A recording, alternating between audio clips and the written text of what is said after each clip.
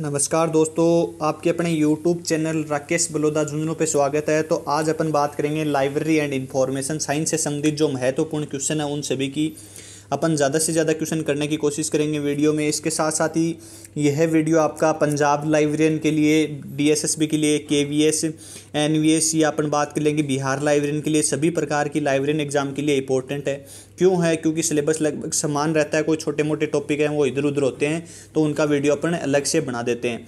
Punjab librarian के लिए बहुत ही इंपॉर्टेंट है क्योंकि उनका एग्जाम है 3-4 दिन बाद, तो उनके लिए ये वीडियो बहुत ही ज़्यादा इंपॉर्टेंट रहने वाला है। ज़्यादा से ज़्यादा आप अभी क्वेश्चन करने की कोशिश करो। पेपर कैसे करके आना है वो भी इस वीडियो में बात करेंगे, कैसे कैसे ऑप्शन पढ़ने हैं वो भी बात करेंगे।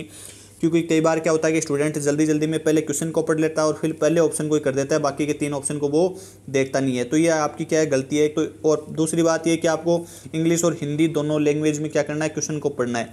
जैसे कि उनका इंग्लिश और पंजाबी में आएगा तो इंग्लिश और पंजाबी दोनों लैंग्वेज में आपको क्या करना है, क्वेश्चन को पढ़ना है। तो इन छोटी छोटी बातों को ध्यान रखना है। ज़्यादा से ज़्यादा अपन आज वीडियो में क्वेश्चन करने की बात करेंगे, यानी कि अपन थ्योरी कम करेंगे, साथ में थ्योरी कम करेंगे क्योंकि आपके पास अभी टाइम बहुत ही कम बचा है।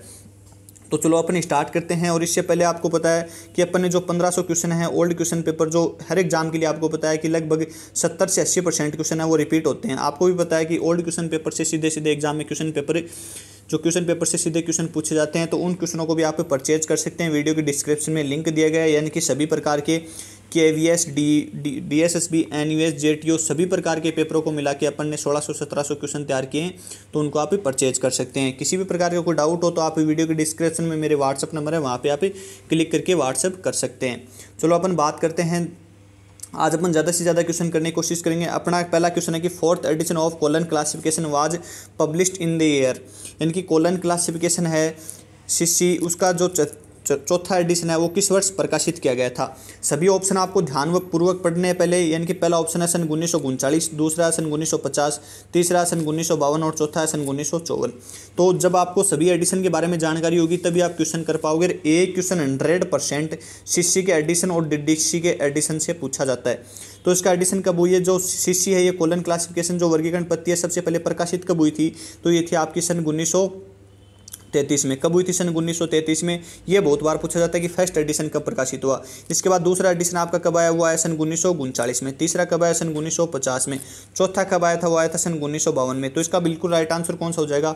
वो जाएगा आपका सन 1952। 1952 में क्या आया? CC का चौथा एडिशन आया था।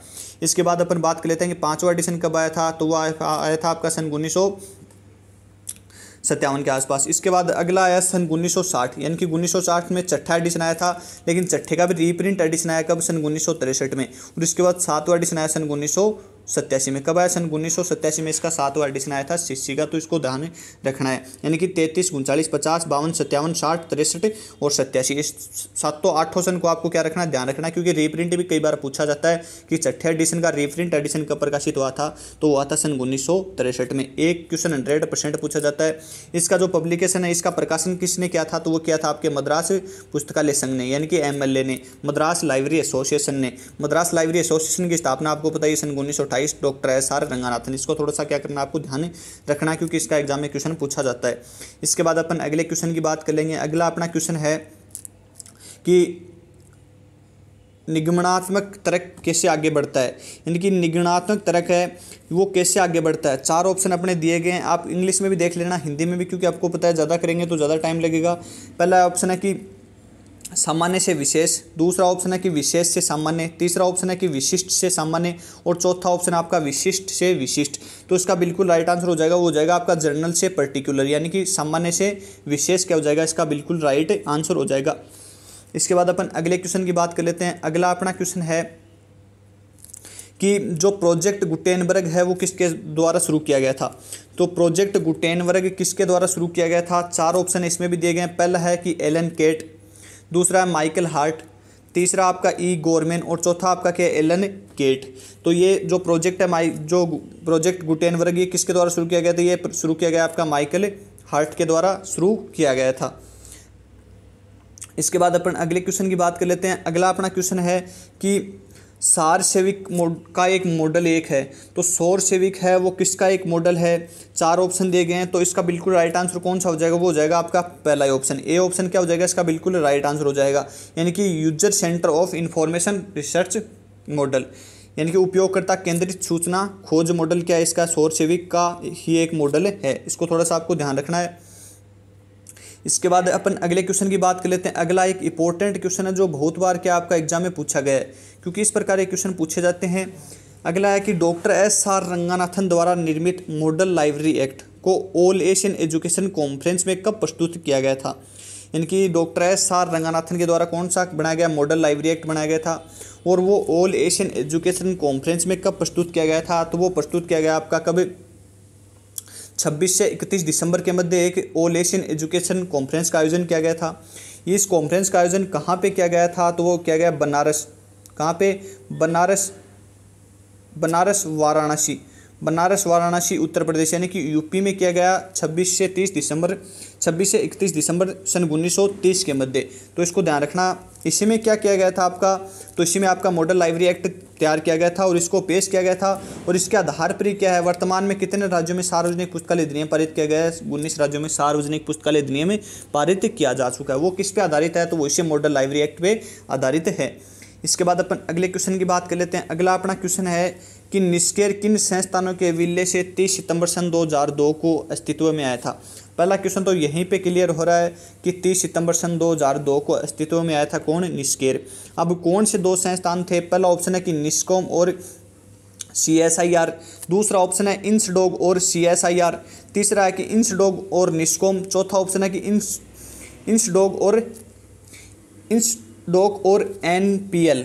तो इनमें से बिल्कुल राइट आंसर कौन सा हो जाएगा आपका, तो वो हो जाएगा कौन सा, बी वाला। इनकी इंसडॉग और निस्कॉम दोनों के विलय से 30 सितंबर सन 2002 को क्या था आपका, निष्क्रिय क्या था, अस्तित्व में आया था। 30 सितंबर सन 2002 इस सन को क्या रखना है, आपको याद रखना है, क्योंकि इस सन से ज़्यादा आपके क्वेश्चन पूछे जाते हैं। अपन आज ज़्यादा से ज़्यादा क्वेश्चन करने की कोशिश करेंगे। विशिष्ट सॉल्यूशन आपके पहले की वीडियो में मैंने बहुत ज़्यादा बताया, तो वहाँ पे आपको वीडियो देख लेना है।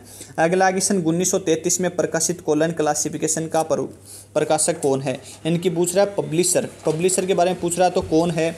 4 ऑप्शन दिए गए हैं कि सीरियल्स, मद्रास पुस्तकालय संघ, SS प्रकाशन और एकेडमिक प्रेस। तो इसका बिल्कुल राइट आंसर मैंने पहले क्वेश्चन में आपको बता दिया था कि इसका राइट आंसर क्या हो जाएगा, वो हो जाएगा मद्रास लाइब्रेरी एसोसिएशन। क्या हो जाएगा, मद्रास पुस्तकालय संघ क्या है, सन 1933 में डॉक्टर एस.आर. रंगनाथन के द्वारा बनाई गई कॉलन क्लासिफिकेशन के क्या हैं, प्रकाशक हैं। इसको थोड़ा सा ध्यान रखना है, पब्लिशर है।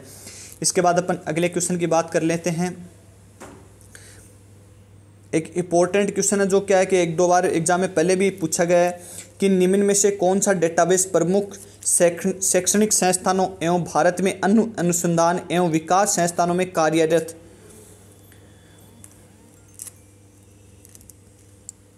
कार्यरत वैज्ञानिकों और शोधकर्ता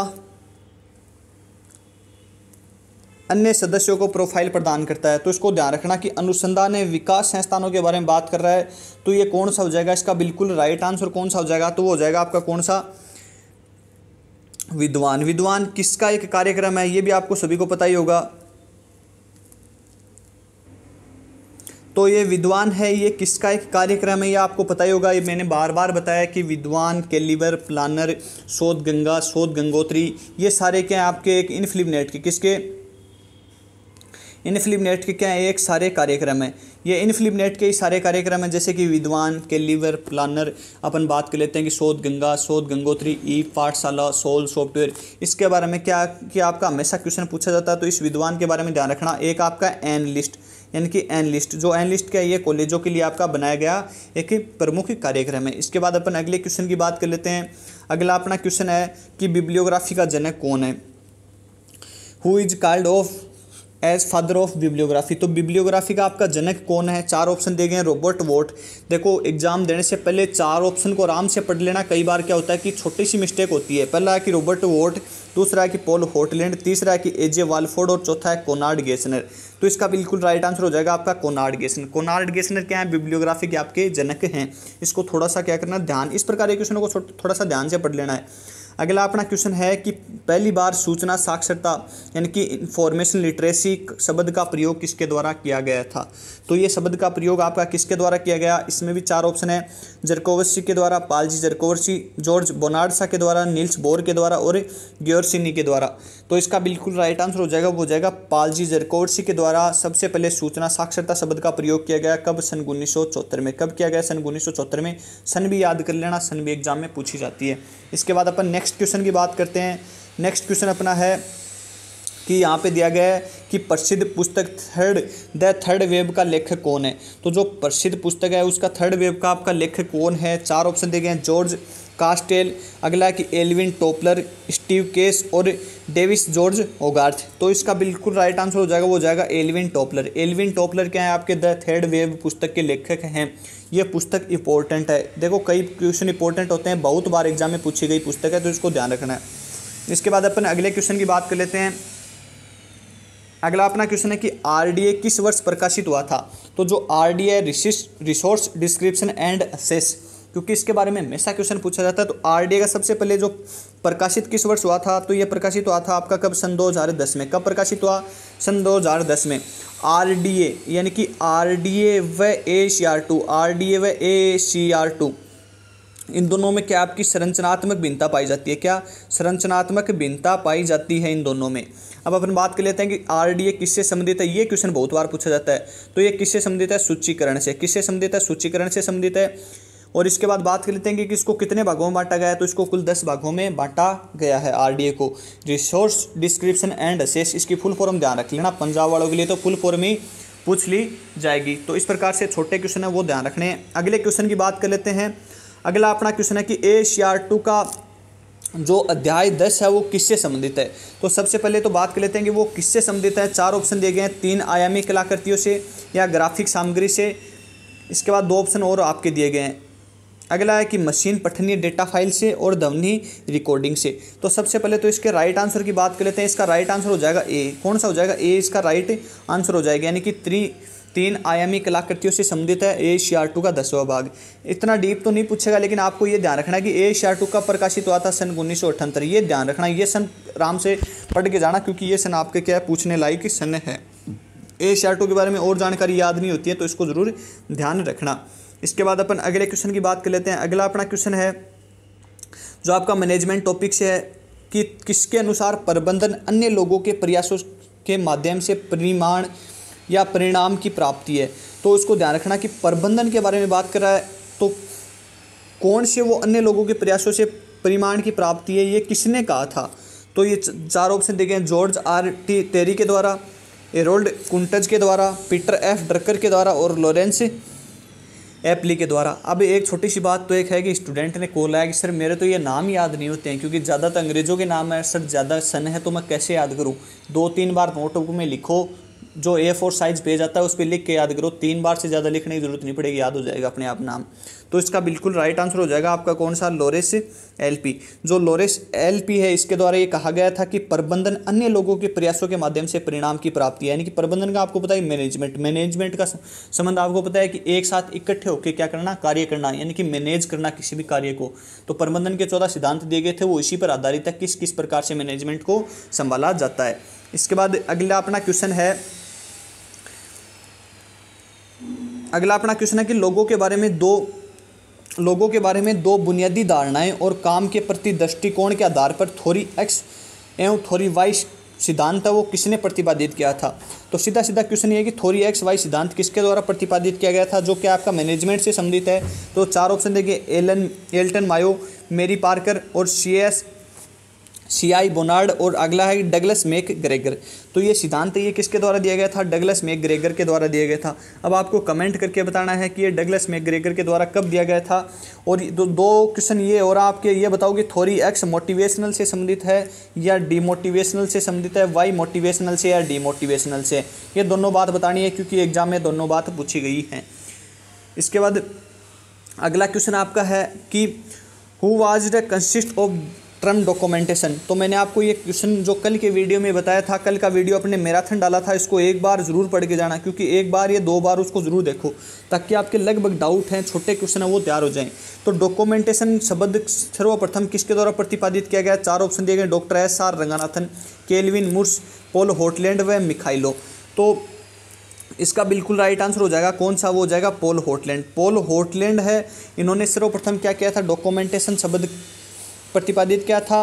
और जो हेनरी ला फोंटेन है, एक नाम और पूछते हैं आपके सामने, हेनरी ला फोंटेन। हेनरी ला फोंटेन को नोबेल पुरस्कार मिला डॉक्यूमेंटेशन के क्षेत्र में, यानी कि प्रलेखन के क्षेत्र में, कब? सन 1913 में। तो इसका ये छोटा क्वेश्चन है। और ये भी मैंने लिखा था कि ट्रेड दी डॉक्यूमेंटेशन नामक पुस्तक किसकी है, डॉक्यूमेंटेशन नामक पुस्तक किसकी है, तो ये आपको कमेंट करके बताना है यदि आपने पहले वाला वीडियो देखा है। तो नहीं देखा है तो वीडियो में डिस्क्रिप्शन में लिंक मिल जाएगा, वहाँ से आप देख सकते हैं। अगला अपना क्वेश्चन है कि फॉर्मेटिंग प्लान किससे संबंधित है। तो जो आपका फॉर्मिंगटन प्लान है वो किससे संबंधित है, पुस्तकालय अधिनियम से, लाइब्रेरी रजिस्ट्रेशन से, लाइब्रेरी सूचीकरण से, कैटालॉगिंग से, पुस्तकालय सहयोग कॉरपोरेशन से, या लाइब्रेरी इंडेक्सिंग यानी कि अनुक्रमणीकरण से। तो इसका सबसे पहले बिल्कुल राइट आंसर की बात कर लेते हैं, तो वो हो जाएगा आपका सी ऑप्शन। क्या हो जाएगा? सी ऑप्शन हो जाएगा। इनकी लाइब्रेरी कॉरपोरेशन यानी पुस्तकालय सहयोग से संबंधित है आपका फॉर्मिंगटन प्लान। ये पूछा जाता है, फॉर्मिंगटन प्लान पूछा जाता है। एक आपको मैंने बताया भी था कल, डेल्फी तकनीक। कौन सी? डेल्फी तकनीक, क्योंकि वो और ये और 2-4 नाम ऐसे हैं कि सीधे सीधे एग्जाम में क्वेश्चन पूछे जाते हैं। अगला क्वेश्चन है कि निम्न में से अमेल को बताइए, यानी कि इनमें से कौन सा है वो एक मेल नहीं खाता है। तो मैं आपको बताऊंगा कि क्वेश्चन किस प्रकार से करना होता है। यदि एक आपके याद है तो आप उस क्वेश्चन को राइट कर सकते हैं।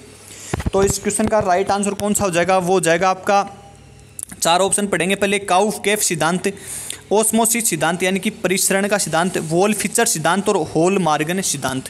कौन सा? होल-मार्गन सिद्धांत। अब इसका सबसे पहले तो बात कर लेते हैं कि इसका राइट यानी कि जो एमएल कौन सा है, तो वो हो जाएगा ये सिद्धांत। ओस्मोसिस का सिद्धांत है, ये आपका क्या है कि एक आप सूचीकरण का सिद्धांत है। क्या है? सूचीकरण का सिद्धांत है। बाकी जो दिए गए 3 हैं, ये आपकी क्या है? पक्ष अनुक्रम के सिद्धांत है। पक्ष अनुक्रम के सिद्धांत है, तो इनको ध्यान रखना। ये पक्ष अनुक्रम के सिद्धांत हैं 4। अब एक आपको कमेंट करके बताना, क्योंकि आप भी तो कमेंट करके बताओगे मेरे को कुछ, कि जो चौथा सिद्धांत बच गया पक्ष अनुक्रम का, वो कौन सा है। और आपको बताना है कि पक्ष अनुक्रम के सिद्धांत, ये तो मैंने आपको बता दिया कि कितने दिए पक्ष अनुक्रम के सिद्धांत, लेकिन आपको कमेंट करके बताना है कि जो सूचीकरण के सिद्धांत हैं वो किसके द्वारा और कितने दिए गए थे। क्योंकि छोटी छोटी बातें, यदि आप इन्हें एक बात भी आपको नहीं भी आता है और आपने कहीं से पढ़ के भी कमेंट कर दिया, तो आप लाइफ टाइम उसको क्या है कि कमेंट को भूलोगे नहीं। तो इस प्रकार के छोटे क्वेश्चन उनको ध्यान रखना है। अगला अपना क्वेश्चन है, ये देखो, ये क्वेश्चन एक आ गया कि फेयर यूज शब्द किससे सर्वाधिक संबंधित है। तो फेयर यूज शब्द है वो किससे सर्वाधिक संबंधित है? बौद्धिक संपदा अधिकार यानी कि IPR।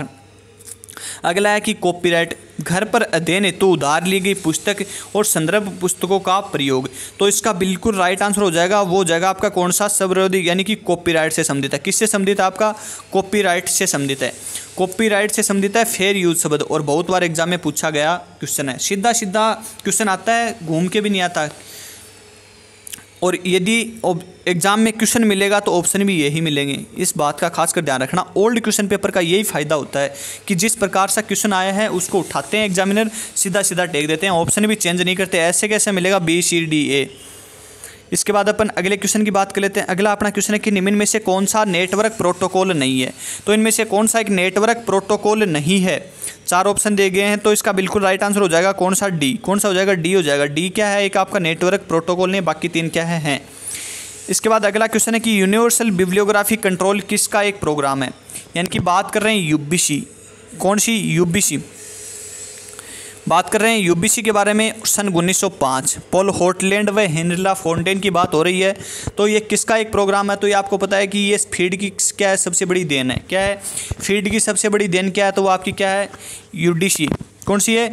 यानी कि यूनिवर्सल बिब्लियोग्राफी कंट्रोल। UBC क्या है? आपकी सबसे बड़ी देन है फीड की। तो उसको ध्यान रखना, क्योंकि ये क्वेश्चन बहुत बार एग्जाम में पूछा गया कि सबसे बड़ी देन क्या है। आप सोचोगे ये क्या पूछ लिया आपने, तो ये तो इस प्रकार से ध्यान रखना। फीड की स्थापना आपको पता है कि सन 1895 में पॉल हॉटलैंड व हेनरी ला फोंटेन के द्वारा की गई थी। UDC जो वर्गीकरण की एक पद्धति है, इसकी आपको बताई दी मैंने सन 1905। कोई क्वेश्चन में डाउट हो तो आप कमेंट कर सकते हो। अगला है कि POP से तात्पर्य, यानी कि जो POP है उससे क्या तात्पर्य, यानी कि उसकी फुल फॉर्म पूछी है। तो 4 ऑप्शन देंगे, print office protocol, post office protocol, pre office protocol और पोस्ट ऑब्जेक्ट प्रोटोकॉल। तो इसका बिल्कुल राइट आंसर हो जाएगा, वो हो जाएगा B, पोस्ट ऑफिस प्रोटोकॉल। मैं 4 ऑप्शन क्यों बोल रहा हूँ आज, कभी भी नहीं बोलता 4 ऑप्शन।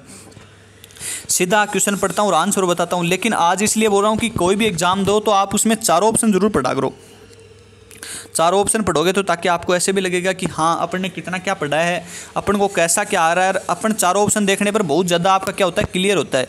कई बार प्रोटोकॉल या प्रिंट की जगह पोस्ट हो जाता है। देखो सेम ऑप्शन दे रखे हैं, प्रिंट और पोस्ट। कई बार सोचते हो कि सर प्रिंट होगा, अगले वाला पढ़ते नहीं है, लेकिन आगे वाला पढ़ा करो। पढ़ने के बाद क्या है कि यदि चौथा ऑप्शन भी अगर आपको नहीं भी आता है, एक बार ही पढ़ा है, तो वो ऑप्शन पढ़ते ही आपको याद आ जाता है कि ये मैंने तो पढ़ा है पहले। तो इस प्रकार के छोटे क्वेश्चन है। अगला अपना क्वेश्चन है कि निम्न में से कौन सा ओपन सोर्स सॉफ्टवेयर है। इस क्वेश्चन में देख लेना, ओपन सोर्स की बात है, जो मुफ्त में प्रोवाइड कराए जाते हैं। Granny stone digital library software open source है। न्यू जेन लिव है। इसके बाद ड्रूपल भी क्या है, एक ओपन सोर्स सॉफ्टवेयर। लेकिन एक लिबसिस, आपको ध्यान रखना, लिबसिस सॉफ्टवेयर है ओपन सोर्स, लेकिन ये लिख रखा है कि लिबस्यूट लिख रखा है, तो ये क्या है, आपका एक ओपन सोर्स सॉफ्टवेयर नहीं है। लिबसिस सॉफ्टवेयर आपका ओपन सोर्स है, लेकिन ये आपका ओपन सोर्स नहीं है। इसके बाद अपन अगले क्वेश्चन की बात कर लेते हैं। अगला अपना क्वेश्चन है कि वर्तमान में वेब ऑफ साइंस किसका एक उत्पादक है, यानी कि उत्पाद है वेब ऑफ साइंस। 4 ऑप्शन इसमें भी आपके दिए गए हैं। पहला ऑप्शन है कि क्लैरिटेवेट, प्रोटेक्स्ट और थॉमस रिक्रूट्स, और अगला है कि एल्जेवियर। तो इसका बिल्कुल राइट आंसर हो जाएगा कौन सा, वो हो जाएगा आपका क्लेरीवेट। इसका क्लेरीवेट का थोड़ा ध्यान रखना कि ये एग्जाम में पहले भी एक बार रिपीट हो रहा है और ऐसा कैसा क्वेश्चन पूछा गया है। इसके बाद अपन अगले क्वेश्चन की बात कर लेते हैं। अगला अपना क्वेश्चन है कि मिलियन बुक प्रोजेक्ट किसने शुरू किया। जो मिलियन बुक प्रोजेक्ट है वो किसने शुरू किया, पिट्सबर्ग यूनिवर्सिटी ने। इसके बाद है कि MIT ने, मिशिगन विश्वविद्यालय ने, और अगला है कि कार्नेगी मेलन विश्वविद्यालय ने, यानी कि कार्नेगी मेलन यूनिवर्सिटी ने। तो इसका बिल्कुल राइट आंसर कौन सा हो जाएगा, वो हो जाएगा कार्नेगी मेलन विश्वविद्यालय के द्वारा जो मिलियन बुक प्रोजेक्ट है वो शुरू किया गया था। कोई सन भी बता सकता है स्टूडेंट, तो आप कमेंट करके सन बता सकते हो। इसके बाद अपन अगले क्वेश्चन की बात कर लेते हैं। अगला क्वेश्चन है कि सन 2006 में पुनः मुद्रित पुस्तक 5 लॉज ऑफ लाइब्रेरी साइंस का कॉपीराइट किसके पास है। तो इस पुस्तक के जो कॉपीराइट है वो किसके पास है, सीरियल्स के पास, ESS प्रकाशन के पास, DRTC के पास और मद्रास विश्वविद्यालय। चारों ऑप्शन ये अच्छे दिए हैं, तो इसका बिल्कुल राइट आंसर हो जाएगा, वो हो जाएगा ए ऑप्शन। यानी कि जो इसके कॉपीराइट है वो किसके पास है, सीरियल्स के पास हैं। वर्तमान में 2006 में जो इसका कॉपीराइट आया था। इसके बाद अपन अगले क्वेश्चन की बात कर लेते हैं। अगला क्वेश्चन है कि DESIDOC journal of library and information technology का आवधिक, यानी कि उसकी आवृत्ति क्या है, आवधिकता क्या है। तो उसकी आवृत्ति क्या है, तो इसकी बिल्कुल आवृत्ति क्या हो जाएगी आपकी, द्वैमासिक। क्या हो जाएगी, द्वैमासिक क्या है, आवृत्ति है। इसके बाद अपन अगले क्वेश्चन की बात कर लेते हैं। ये क्वेश्चन ही सेम का सेम जो राजस्थान में लाइब्रेरियन के एग्जाम हुई थी उसमें पूछा गया था कि मैकग्राइल इंसाइक्लोपीडिया के ऑनलाइन संस्करण का नाम बताइए। तो उसका ऑनलाइन संस्करण का क्या नाम था, तो उसके ऑनलाइन संस्करण का आपका नाम था क्या, एसएस साइंस। ये क्वेश्चन आपका 2-3 बार पहले घूम के आ चुका है, तो इसको आपको पढ़ लेना है। अगला अपना क्वेश्चन है कि वर्ल्ड ऑफ लर्निंग कहाँ से प्रकाशित होती है। तो वर्ल्ड ऑफ लर्निंग क्या है, कोई स्टूडेंट कमेंट करके मेरे को बता सकता है। वर्ल्ड ऑफ लर्निंग है जो कहाँ से प्रकाशित होती है। 4 ऑप्शन देंगे, लंदन, शिकागो, पेरिस और न्यूयॉर्क। तो इसका बिल्कुल राइट आंसर हो जाएगा लंदन से। वर्ल्ड ऑफ लर्निंग है वो कहाँ से प्रकाशित होती है, तो लंदन से प्रकाशित होती है। इसके बाद अगला अपना क्वेश्चन है कि इनफ्लिपनेट न्यूज़लेटर का प्रकाशन कब से शुरू किया गया। ये मैंने आपको कुछ टाइम पहले बताया नहीं था कि इनफ्लिपनेट का जो न्यूज़लेटर है उसकी आवृत्ति तो आपकी क्या है, मासिक है। और वो कब से प्रकाशित होना शुरू किया गया था, तो वो आपका सन 1995 से। कब से, सन 1995 से प्रकाशन शुरू किया गया था इनफ्लिपनेट न्यूज़लेटर का। इसके बाद अपन अगले बात कर लेते हैं। अगला अपना कि फोनिक शेड्यूल किस वर्गीकरण प्रणाली से संबंधित है। तो फोनिक शेड्यूल के बारे में मैंने DDC का पूरा वीडियो अपने यूट्यूब चैनल पे डाल रखा है, CC का भी पूरा वीडियो अपने यूट्यूब चैनल पे डाल रखा है, अंकन का डाल रखा है। तो इन टॉपिकों के बारे में INB का डाल रखा है। इसके बाद विश्वकोश इंसाइक्लोपीडिया के बारे में डाल रखा है। तो इन सभी को आपको क्या है कि यूट्यूब पे प्लेलिस्ट में, वीडियो के प्लेलिस्ट में इसका लिंक मिल जाएगा, वहाँ से आप देख सकते हैं। तो फोनिक शेड्यूल का संबंध आपको पता ही है कि किससे संबंधित है, वो आपका DDC से संबंधित है। किससे, DDC से। कैसे, फोनिक शेड्यूल का प्रयोग DDC के कौन से एडिशन में किया गया था, तो वो किया गया 16वें एडिशन में। किस एडिशन में, 16वें एडिशन में। जो क्या करता है कि DDC को क्या करता है कि वर्तमान परिविधियों से क्या करता है, जोड़े रखता है। यानी कि उसमें आगतन, अपन बोलते हैं ना, आगतन करने की, अपडेट रखने की क्या रखता है, उसको कार्य करता है। यानी कि अपडेट रखता है, उसको अपडेट रखता है, किसको, DDC को। यह होता है आपका फोनिक शेड्यूल जो 16वें संस्करण में प्रयोग किया गया था। सीधा क्वेश्चन ये पूछा जाता है, एडिशन नहीं याद हो तो छोड़ देना। अगला अपना क्वेश्चन है कि इंसाइक्लोपीडिया ब्रिटेनिका का प्रथम संस्करण कितने खंडों में प्रकाशित हुआ था। तो ये कितने खंडों में आपका प्रकाशित हुआ था, तो इसका बिल्कुल राइट आंसर हो जाएगा आपका कौन सा 3। तो 3 खंडों में जो इंसाइक्लोपीडिया ऑफ ब्रिटेनिका उसका प्रथम संस्करण प्रकाशित हुआ था। इंसाइक्लोपीडिया ऑफ ब्रिटेनिका का मैंने पूरा विवरण डाल रखा कि पहला कितने में हुआ, दूसरा कितने में हुआ, फोर्थ कौन से में है, इसका 15वां एडिशन कहाँ से प्रकाशित हुआ, उसका नया नाम न्यू इंसाइक्लोपीडिया ऑफ ब्रिटेनिका 15वें एडिशन में सन 1974 शिकागो से प्रकाशित हुआ। सारा कुछ मटेरियल है वो वीडियो बना के एक अलग से डाल रखा है, तो आप वीडियो डिस्क्रिप्शन में दिए गए लिंक से देख सकते हैं। तो चलो आज के लाइव सेशन का अपन यहीं पे एंड करते हैं। और आपको यदि 1500 क्वेश्चन है तो वो लेने तो वो आप परचेज कर सकते हैं। इसके अलावा जो 1 लाइनर क्वेश्चन है, इनके पहले 1 लाइनर क्वेश्चन लिखे गए हैं, उनको भी आप देख सकते हैं। वीडियो के नीचे जैसे कि नाम आएगा PDF डाउनलोडर पे ओके करोगे तो कुछ टाइम के लिए वो वेबसाइट नहीं खुलेगी, कुछ टाइम के लिए नहीं खुलेगी, लेकिन बाद में आपका कुछ टाइम बाद वो वेबसाइट खुलेगी जहाँ पे आपको सभी प्रकार के KVS, DSSB, NVS के पेपर हैं या अपने कोई भी ओल्ड क्वेश्चन एग्जाम पेपर हैं, इसके साथ साथ ही अपने जो 1 लाइनर क्वेश्चन है सारे क्वेश्चन आपको वहाँ पे देखने को मिल जाएंगे। तो वहाँ पे आज से आप पेपर को डाउनलोड कर सकते हैं। जो मैंने क्वेश्चन कमेंट में बताए करने के लिए सारे क्वेश्चनों को आपको कमेंट करना है। तो चलो आज के लाइव सेशन का अपन यहीं पे एंड करते हैं। जय हिंद, जय भारत।